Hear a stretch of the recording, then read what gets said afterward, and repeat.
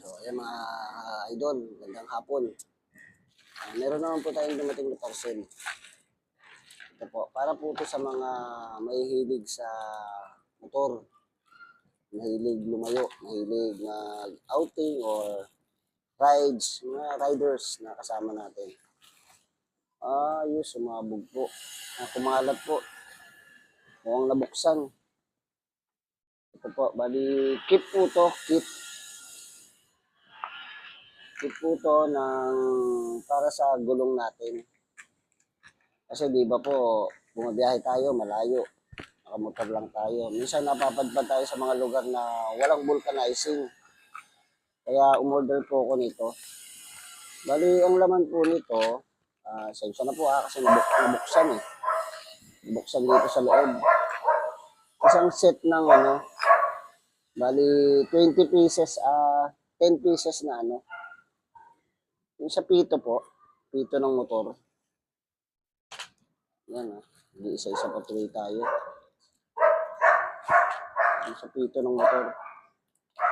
Tapos, kasama na rin po yung takip. Ito po yan sa pito ng motor. Ito. Yan, ito po siya. Yan. Ito po yung sa pito. Yung sa may nilalagay, yung sa may hanginan ng gulong ng motor. Yan, yan po. Yan. Ayan. Yan. Yan yan, oh. Yan, yan po. Yan. Yan po. Yan. Nilalagay sa gulong. Sa pito ng motor. Yan. Alam niyo po kasi, yung motor natin, karaniwan po kasi, meron tire sealant na inilalagay tayo para iwas tayo sa flat. Saka sakalit masundot yung gulong natin ng mga pako, hindi agad-agad dadapa. Kasi may tire sealant. Yung tire sealant po, yun po yung tumatapal doon sa pinakabutas, yung nagawa ng pako o yun po ang tatapal yung tire sealant. Karaniwan po kasi, pag may tire sealant, minsan nadadamay po yung pito ng motor. Imbis na mahanginan pa, hindi na siya nahanginan, hindi mo madagdagan ng hangin kasi natapalan po yung pinakahanginan. Ito po yun. Natapalan yung pinakahanginan, kaya importante po ito. Kaya bumili po tayo nito.